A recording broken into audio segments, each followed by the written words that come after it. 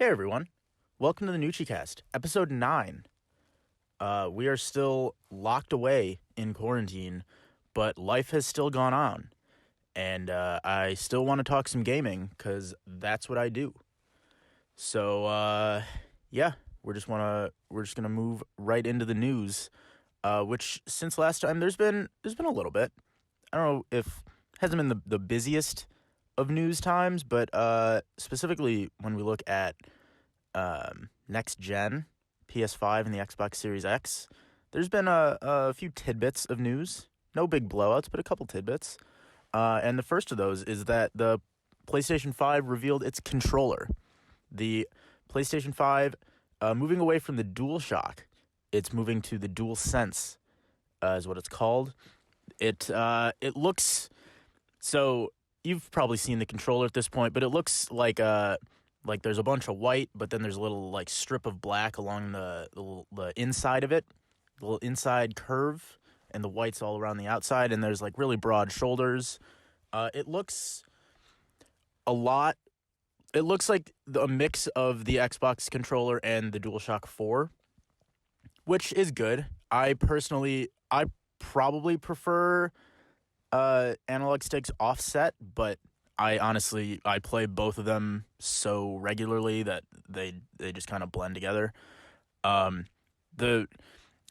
won't go on about this because I feel like you have your opinion on it and it doesn't really matter because it's the controller and like whatever.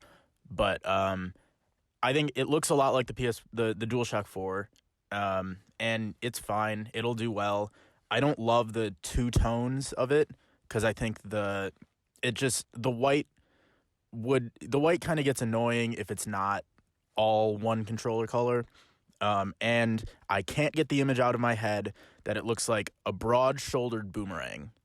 It's like a broad-shouldered man with very skinny legs crossed with the PS3 boomerang controller that they didn't release for good reasons. So that's just the image that stays in my head. And it's frustrating because I cannot not think of that, and I would like to not think of it because it kind of fucks with me. But anyway, moving on. That's the DualSense controller. Yeah. Next. Big game for the year. So we've seen that The Last of Us Part 2 was delayed indefinitely, of course. We know that. We're awaiting more delays. Final Fantasy VII released, which was good. Came out to good reviews. People like it, which is great. I have not played it. I actually never played... Well, okay. I've never played through Final Fantasy VII, the original, all the way through. I do own it, and it's a game that I want to get to, but right now, I will get to this later. I have just come off playing a big JRPG, and I am kind of JRPG'd out right now. And I can't play Final Fantasy VII right now. But hopefully I'll play it. Maybe I'll get the remake at some point. The great reviews have kind of been pushing me towards at least considering it. But we'll see. One game that is slated for the future that has not yet been delayed is Cyberpunk. And just an update on that, they still say it's on pace to launch on time. And CD Projekt Red is adamant that Cyberpunk 2077 will be launching in September when they say it's going to launch. And again, they say they've allotted enough time for this that they're working from home and they have enough resources and they have the capacity to work from home and be able to finish this game. And you know what? Good on them. CD Projekt Red is, I feel like, the most well-known for treating their employees and the consumers really well. They gave away all the Witcher 3 big expansion DLC for free. They're always they're just really wholesome. You know what I mean? They're just like, we love people, and that's great. But Cyberpunk still slated for September, and they say they have it. I still don't know if I believe them, but you know what? I'll rephrase that. I believe them, but I will also believe it when I see it, because it's September is still 5 months away, and who knows how much work they still have to do on it. Maybe they're already just squashing bugs, and they're just making sure that they're not crunching, which is great. Or maybe they were going to be pushing crunch if they were just in the office, and now that becomes a lot harder, and they're like, maybe we can do it. Who knows? Cyberpunk looks great. I'm cautiously optimistic. Again, I've mentioned this before. I didn't love The Witcher 3, but I'm really excited for Cyberpunk. We'll see. I'm hoping it launches on time because God knows we need a game right now that isn't Final Fantasy VII because of reasons I mentioned. Lastly, big one from this week actually was the PlayStation 5. We're back on next gen. PlayStation 5 stock to be limited in first year, says report. This is from IGN, that Sony's PlayStation 5 production output will reportedly be limited in its first year of launch, as Sony expects a higher price to affect demand for its new console. So what they're saying here is that Sony is not intending that they're going to be able to produce more consoles, because of manufacturing reasons in China or wherever all the parts are made. The reason is that they believe that the COVID-19 is creating a global recession or a global kind of economic hardship for people, and because of that, the higher price of the consoles, when they say they expect a higher price to affect demand, they think that fewer people are going to want to buy it, which I understand it. I think it makes sense. It says later on in the article that Sony is set to produce fewer PS5 units in the console's first year than it did for PS4's launch in 2013. They sold over 7 million units in the first year of PS4, and they're expecting to make 5 to 6 million units in the first year of PS5. That, again, being in a recession versus a much healthier economy that was in 2013, that makes sense. That just fundamentally will be how the economy works. There will be fewer consoles that want to be bought. Probably, we're not sure yet because this is just Sony's forecasts, and God knows if we find a magical cure for this disease and within the next month or something.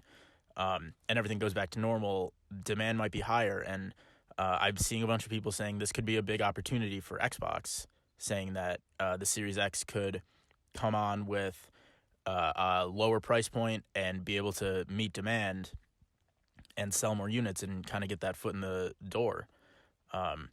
They also note in this article that PS5's launch price point is expected to be between $499 and $549, which is pretty much what I was expecting for both consoles. I'm anticipating that they're going to be right around that $499 launch point. Even in 7 years later, $499 is still, I feel like, as high as you can set a console price without it seeming like a huge luxury. Because when you get to $599, that you're spending $600 on a console, that's you're really pushing it with consumers. Maybe it's just by precedent, or maybe it's just me being in that mindset. But I feel like $499 is kind of the sweet spot for this, and I'm hoping that both consoles are priced that way so that it's even on pricing and it's all about system software and hardware and things like that instead of just price competition. But who knows?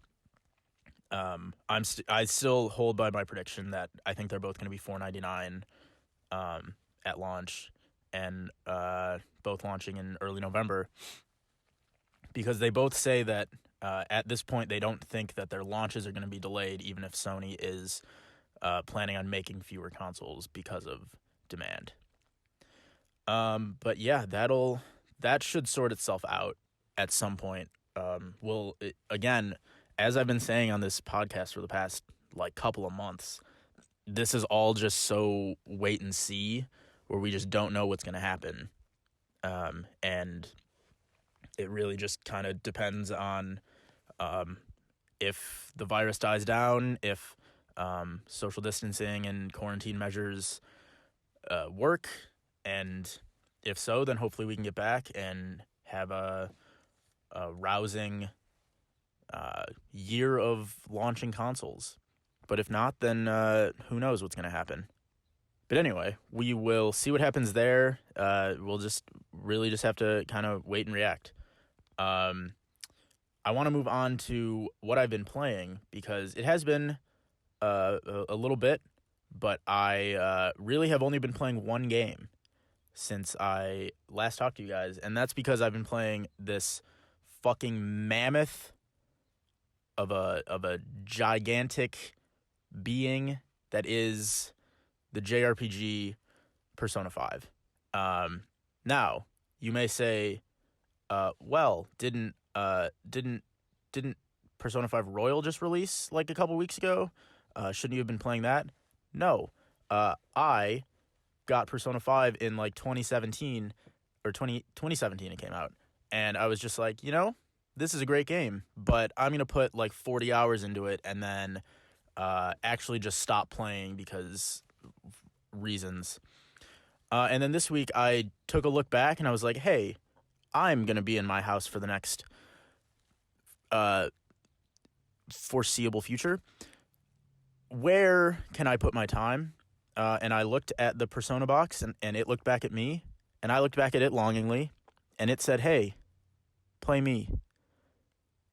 And so I decided that I was just going to put like 60 hours in over the course of a week, as you do. So I want to do a little mini review of that because it's the only game I've been playing. I've been up for late nights playing this game because I really, really, really enjoyed it. So I don't want to do like a full like 45-minute review, but kind of go through my thoughts. Just for reference, my final in-game clock on Persona 5 was 125 hours. Now this includes idling time where I just had it on and I wasn't playing it, but I'm estimating that over the course of my entire playthrough, even with idling time or like subtracting idling time, I think my full playthrough was probably approaching 100 hours, probably like 95 to 100-ish, in that like pushing triple digits, which is just, I don't know if I've ever put that much time into a game just to beat its story. Like, the only game I can think of that I put that much time into is like Ni no Kuni, the original, which I probably put like 75 or 80 hours into, but I beat that story in like 50, and then I just kept playing. And something like a Call of Duty or a Fortnite where you just play over and over and over again, and over time you just, hey, I'm at like 1,000 hours, as you do. But long story short, on Persona 5, I really, really, really enjoyed it. I think I can say it's my favorite JRPG of all time. It's the second Persona game that I've ever beaten. I beat Persona 4 Golden on the Vita, which is a relic of a lost age. But it's Persona 5, Persona 4, Ni no Kuni are probably my top three. I'm trying to think of other ones that would really push that. I don't know. There really aren't that many. Granted, JRPGs aren't my favorite genre, so it's not like I'm really putting that much work in on them, but I do think with the amount of time that I put in on Persona 5, it was probably my favorite. And that starts with the gameplay. And the gameplay, it just takes so many different routes.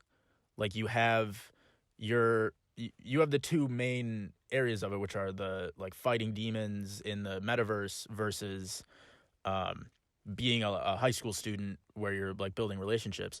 And it's one of those things where I'm just like, I'm going back and forth between both, and I think like, oh wow, I love fighting these demons and I just never want to go back because it's so much fun. And then I go back to the high school thing and I'm like, oh, how did I never want to come back to high school? This is so much fun too. I really enjoy this. And then you're just going back and forth. and I that just never stopped. Like I couldn't pick which one was my favorite because they both had such great uh, pros to them. They pros as in like pros versus cons. They the On the metaverse side, the gameplay is it's just so fluid. Despite it being turn based, it's there's like a rhythm to it.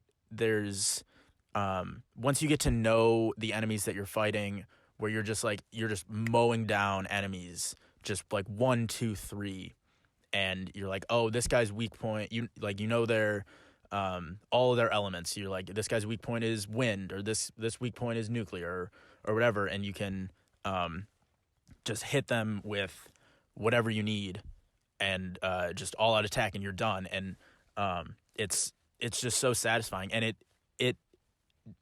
somehow balances with never getting old. Like, you're spending, even in a 100-hour playthrough, you're spending 50, 60 hours in the metaverse because you're fighting so much, doing all the palaces and everything, and I just never got tired of it. Granted, I got frustrated at points. One of my biggest complaints about it is that near the end it got a little tedious.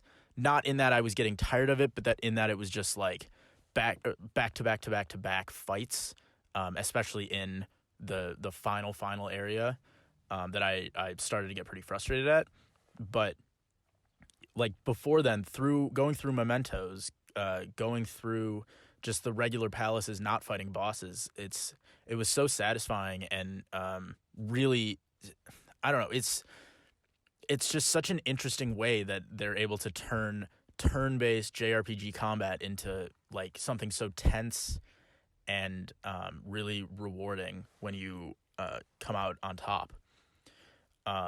Granted, like I said, it did get really hard at the end and a little tedious. There was a point where, not to spoil the story, I'm not going to use names or anything, but you're fighting a boss near the end, and it has like almost infinite health. Not literally, but what feels like infinite health. And I ultimately got to the point where it was just kicking my ass, and I had to turn the difficulty down because it was more of a, wow, I really don't want to put in another 10 hours to fight this guy like 10 more times. I really just want to get through and finish the story or see what's going to happen next. Which I guess is a complaint with the gameplay. It might also have been like, hey, I have other games I want to play, and I kind of just want to get through this. Which I feel like it's not a complaint necessarily against the game itself. It's just more of a me being getting a little stir crazy with it. But I can't fault the gameplay. Like, even with the final boss, like there's a sequence right at the end where you fight 4 or 5 bosses back to back to back, like I said, and those are easily the hardest bosses in the game, and they're obviously frustrating because you're coming to the end of a 100-hour game and you need to be at the top of your game, haha.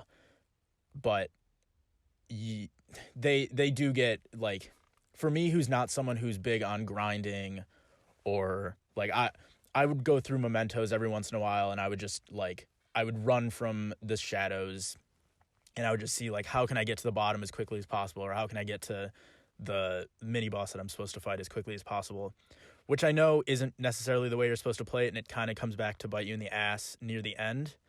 But I guess that's just how I play, and it is kind of the reason that I was probably a little underleveled near the end.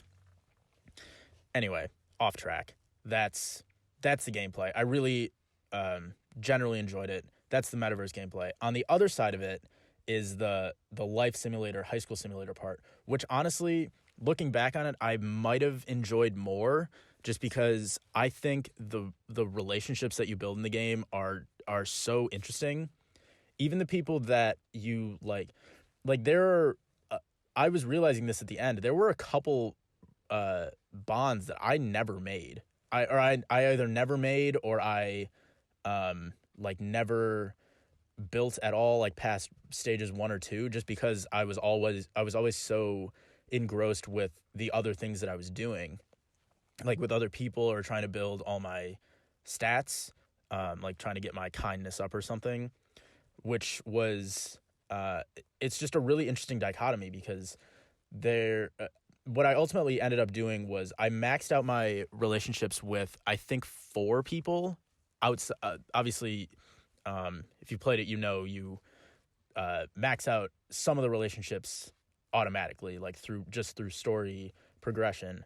But other than that, I maxed out relationships with, I think it was An, Makoto, Futaba,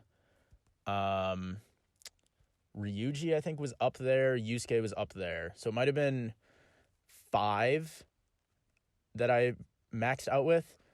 And Oya, the journalist. And the thing was, like, that wasn't like me forcing myself to be like, oh, I need to max out relationships. That was just me being like, wow, I'm really enjoying this. I'm really enjoying the story or the arc that Futaba has right now.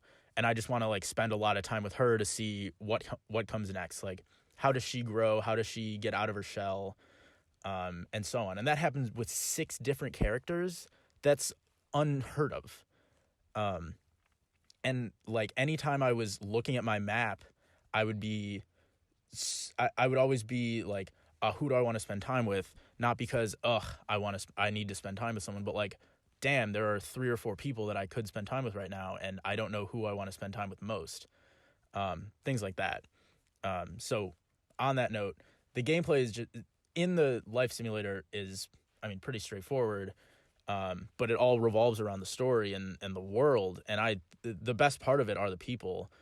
In the world, obviously, when you build relationships, but in the story too, being able to see how this group of Phantom Thieves comes together and tries to save the world.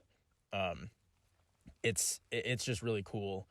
I'd say my least favorite parts about it are probably the villains, because I'm trying to find a way to not spoil things, but when you get to the end, and I'll just say it this way, there's a twist at the end, or kind of near the end, that I didn't think was particularly shocking, nor did I think it was that like incredibly, I thought the way the initial twist was carried out. You know what? I'm just going to spoil it. The way that you find out that Joker doesn't die instead of Akechi killing him is, I thought that sequence was awesome. Like, that sequence was so well executed, and I was like, whoa, like, how did they do this? It's all these weird things that they've kind of like peppered in a few details here and there, and that's all really cool. The way that they revealed that Akechi was the villain was not. And that was the one thing that kind of frustrated me. That, like, Akechi being being like the traitor, I thought was like just too obvious. Like, it was just not that it was telegraphed, but it was just like, you think about it and you're like, okay, well, who's the villain? Okay, well, I don't know. Sai, I think that's how you pronounce it, Nijima, the detective, like, she's not really part of your group. Oh, here's this person who just like willingly comes and joins your group for no reason and is like, oh, I really just want to join your group because I just want to help. You know, like, it just felt really telegraphed. Well, not telegraphed, you know what I mean.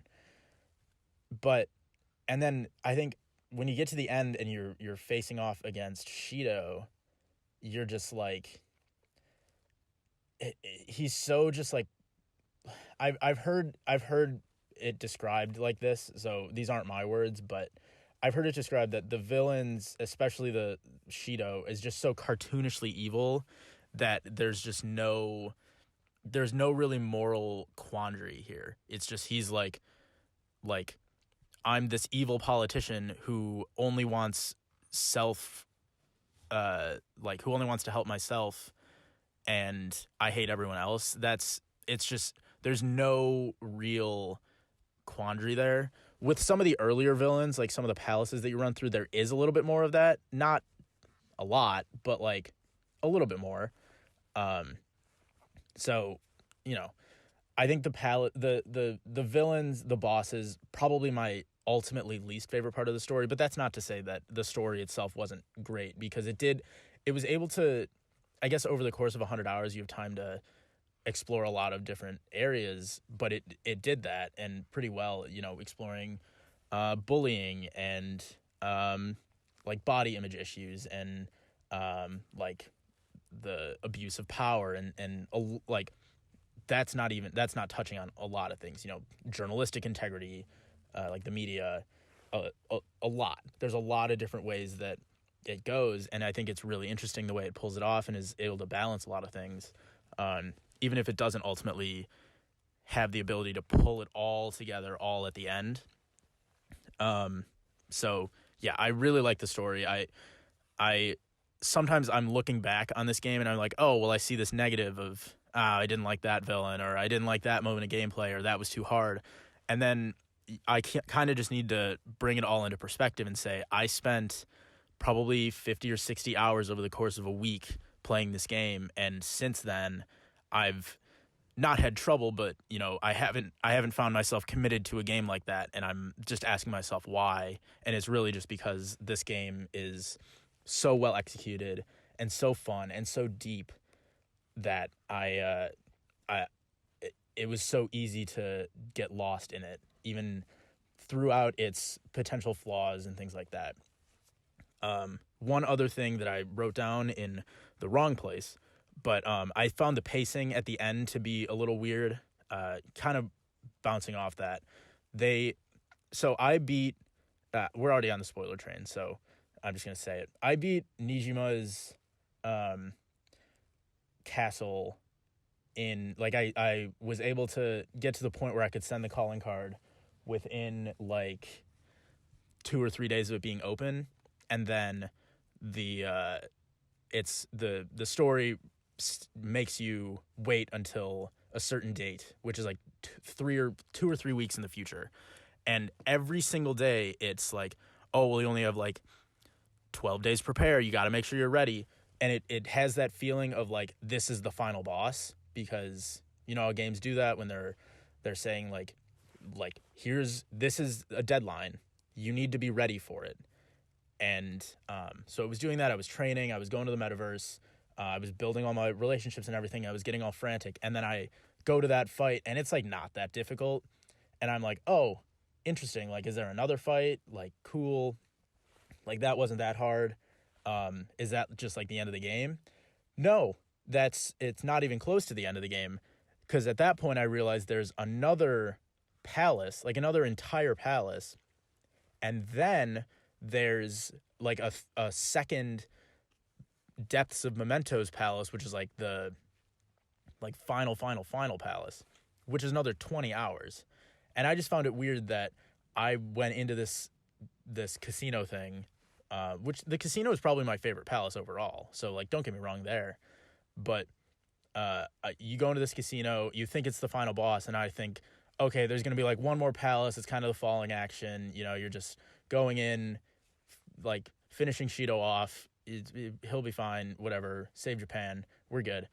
But no, like, then you hit a climax with Shido, and then you hit another climax with the Depths of Mementos, and the falling action is after you save the world from Mementos being in the real world. And I just found that to be the pacing was weird. Maybe it was just the way that it was framed.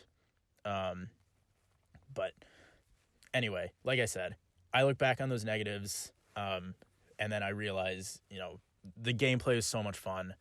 The music and the visuals, I didn't even mention, are just unfucking believable how good they are.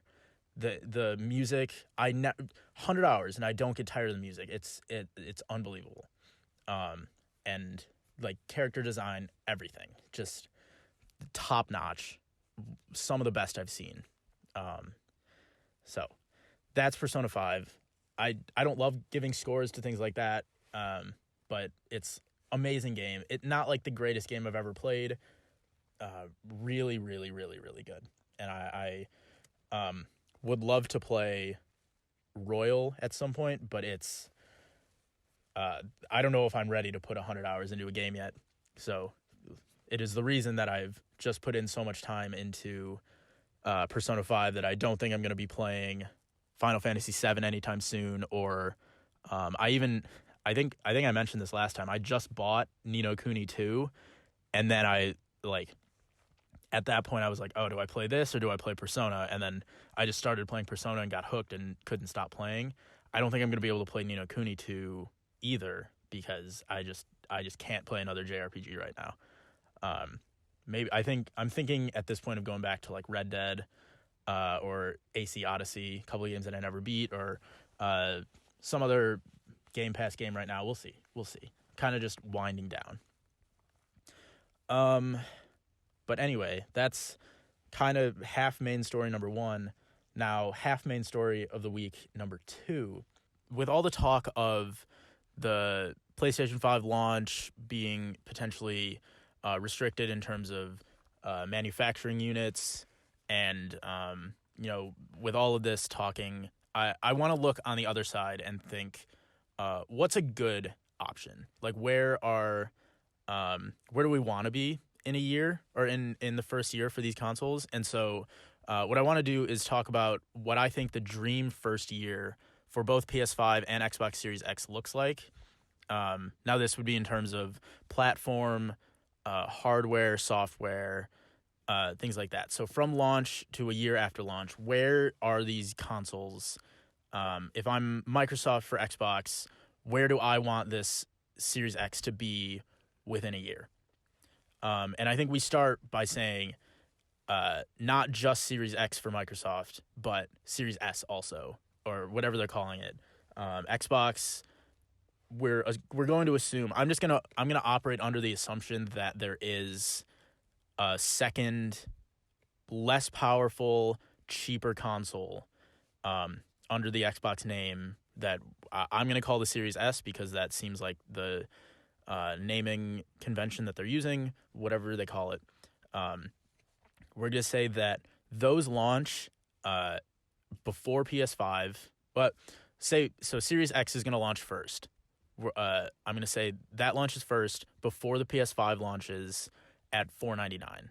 And the Series S launches either they've announced it within a year, or it launches within the year at $399 probably, maybe $459 or $449. Probably $399. I'd say that's the ideal scenario. And sales are a hit. And the reason for that is that the Xbox has messaged itself so well to be able to kind of operate under the idea of the ecosystem. So Xbox has spent a lot of time over the past few years building up this ecosystem of Xbox One, Xbox One X, Xbox One S, Xbox Game Pass, xCloud, Xbox Game Pass Ultimate, Game Pass for PC, the Xbox Play Anywhere. The ability to play all your games wherever is all operating under that umbrella of the Xbox ecosystem. And I think that that's where Xbox will want to head, and in an ideal world, that umbrella has kind of caught on. So at launch, the Xbox ecosystem is like an idea, that people really like and that people have latched onto. And with that, at launch, there are going to be that I think the dream launch title lineup is Halo Infinite, obviously, some Forza. I believe we're on Forza Motorsport now, not Forza Horizon. So Forza 8, I think. That from Turn 10, and then a few big indies that, something like the first one that came to mind for me was The Last Night. Something that has been anticipated for a while but hasn't had the opportunity to release yet. I think if that can be given a stage on launch day, kind of thinking like Resogun was for the PS4. That would be big. And then obviously third parties will be there as well. Plus every game from Xbox One playable on Xbox Series X is also a big opportunity for them. But one of the other things that I think they need to have at launch is a big Game Pass introduction. Not like a revamping of it, because I think the way that they do it now is really good, but they need to talk about it like this is an integral part of the console. Like, not in a way of you can't have the Xbox Series X without Game Pass, but that the Xbox Game Pass service and Xbox Series X are so intertwined with each other that they are so compatible that it doesn't make sense for you to not have Game Pass if you don't have a Series X, and then make the case for why you need to have Game Pass. And in that they will be selling Xbox Series X. And with that, I'm thinking, obviously you have Halo Infinite, Forza, probably those indies that I was mentioning are going to be on Game Pass anyway because all of the Xbox Game Studios games are. But I'm thinking also some big third-party game. Maybe not at launch, but you market it and say, like, hey, here's this game. Like, I don't know what game you want to call it. Say just for argument's sake, it's like Watch Dogs. That wouldn't happen. That's not going to happen. But just as like a big third-party game that's coming out at some point in the next year, think about it like that. You're saying at launch, like, hey, buy Watch Dogs now or buy Watch Dogs Legion now, or it's coming to Game Pass in a few months or something like that. You know, or like within a couple of months of it launching, you bring Legion to Game Pass.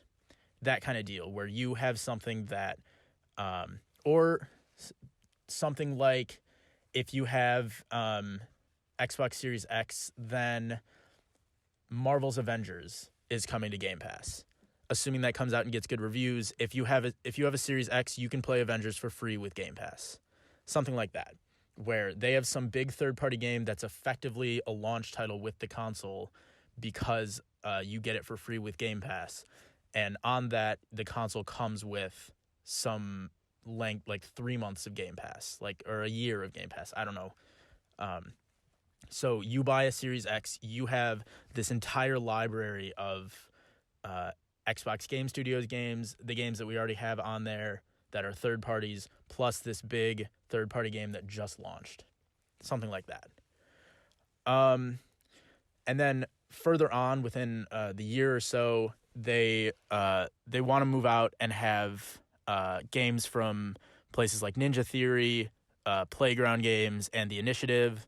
I'm potentially others. Those are just a few that came to mind. But you know, games that like a Hellblade 2 could come out within the first year. Playground has been working on a non-Forza game for a while that we think it's been Fable, but we're not sure. And then The Initiative is doing whatever they do. So just more games to add to that library that just make you want an Xbox that alongside those services. But on that service front, the last thing is that xCloud rolls out and becomes a much more integrated part of the ecosystem. That xCloud becomes something that everyone can use. You're playing your Xbox games on there. So, like, you have an Xbox Series X and you have Game Pass, and people start using xCloud so you can play it on your phone. You can play, like, Halo Infinite on your phone from, like, I don't know, a hotel somewhere. Something like that. That they all come together and ultimately create this ecosystem. I know I keep using that word, but that's a really important word for them to use, that they're creating an ecosystem of the console, the games, and the services, where all of them come together and create one big idea where it doesn't make, or where they're trying to convince people that it doesn't make sense to not own all three. You know, so maybe they start and they're like, oh, I own a couple of Xbox games, so I want xCloud. Well, now and because of that, I'm going to buy Game Pass because it lets me play all these games on xCloud. Oh, wait, now I have all these games for Game Pass. I might as well buy a Series X. And I think if they can integrate all of those ideas into one, that's where Xbox really starts to excel. And that's where this ideal world comes from, by them being able to create a world for Xbox that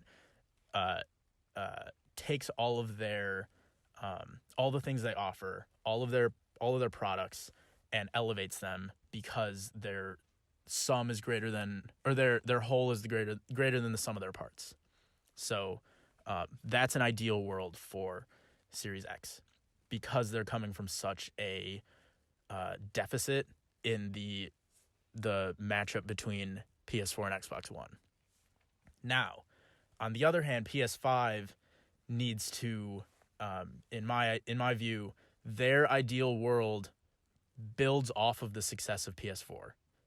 That the PS5 kind of, like, you don't necessarily want to like stay in the wake of PS4 by not innovating or doing anything like that, but you want to be able to ride the momentum of PS4 and say, hey, all you PS4 owners, we know there's like 110 million of you. Here's why you need a PS5. That's something that they need to make it so that if you have a PS4, you need a PS5.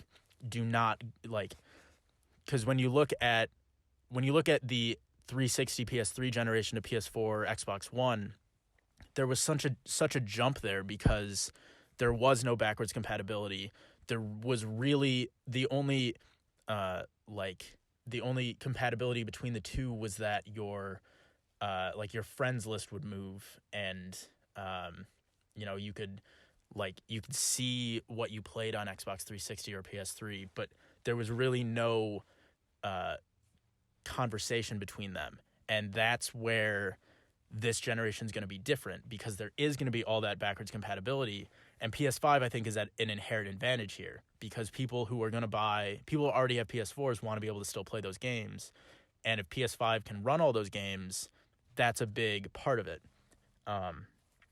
So some kind of, at least a big emphasis on backwards compatibility will get people to buy it, and that getting people in the door first, or at least kind of inclined to buy the console, will be big for them, because then they come out and say, hey, you have all these games on PS4 because you already own a PS4. Here's all these new games on PS5.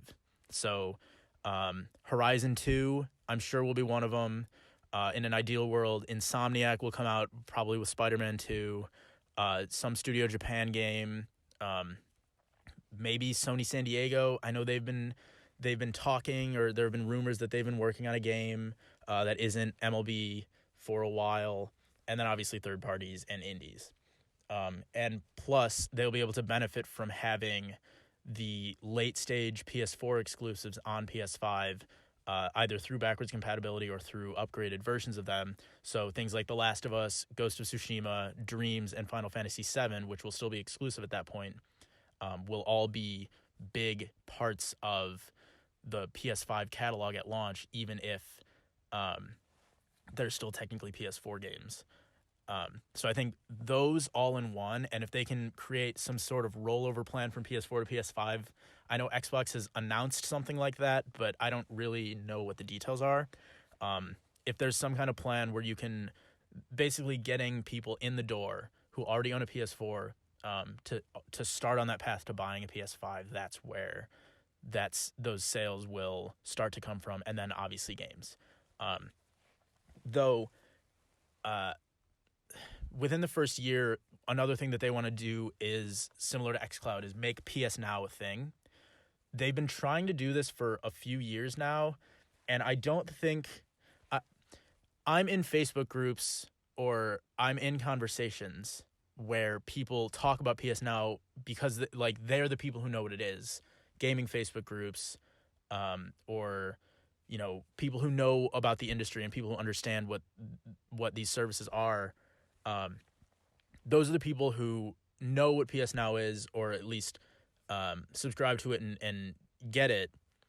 But if Sony wants to compete with xCloud and PS Now is the way that they're going to do it, they need to, again, not revamp it, but they need to explain it. Like they need to dedicate 5 to 10 minutes at least in either a state of play or like its own thing to say, here's what PS Now is, here's why you need it, and here's how we're going to make it a thing on PS5.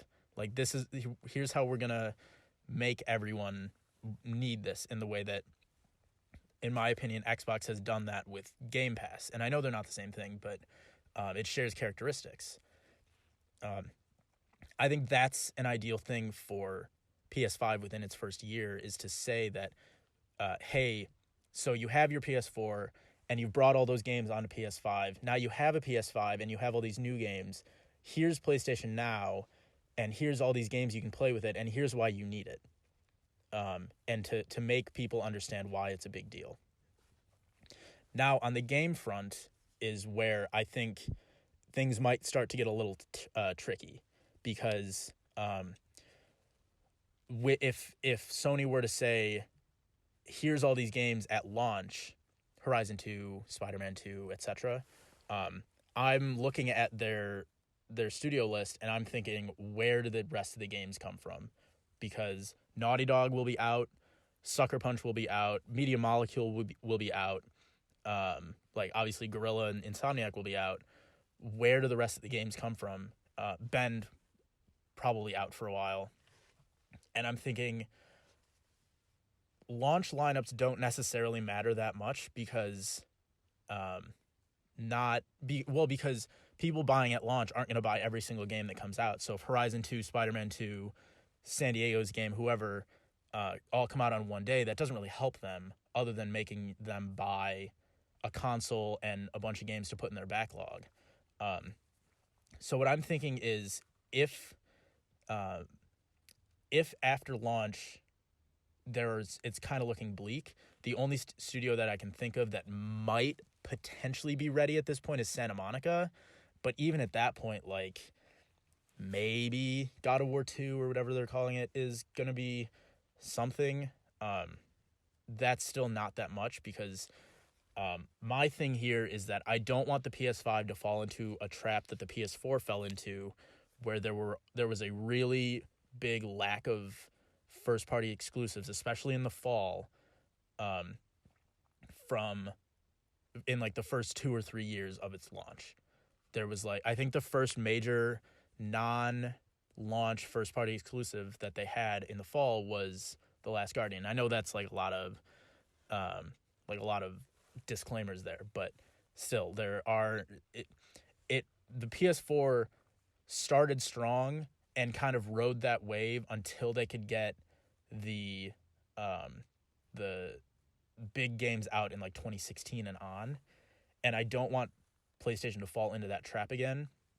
So honestly, what I'm thinking of potentially in this world is PS5 launches with Horizon 2, and that's the system seller, and then you space out games over the course of a few years. So Horizon 2 comes out at launch, and then Spider-Man 2 comes out in spring of 2021, and then Santa Monica's game comes out in fall 2021, and then maybe by that point, I don't know, Bend has another game that they can that they're releasing in spring of 2022, or like, you kind of see where I'm going at there. And if they can at least make the case that here are all the games that we have, like this is or like Kojima's, I don't know if Kojima's going to have a new game. Like there are rumors that PlayStation's working on a Silent Hill remake. Things like that they can space out their launches or their game launches so it doesn't seem so bleak.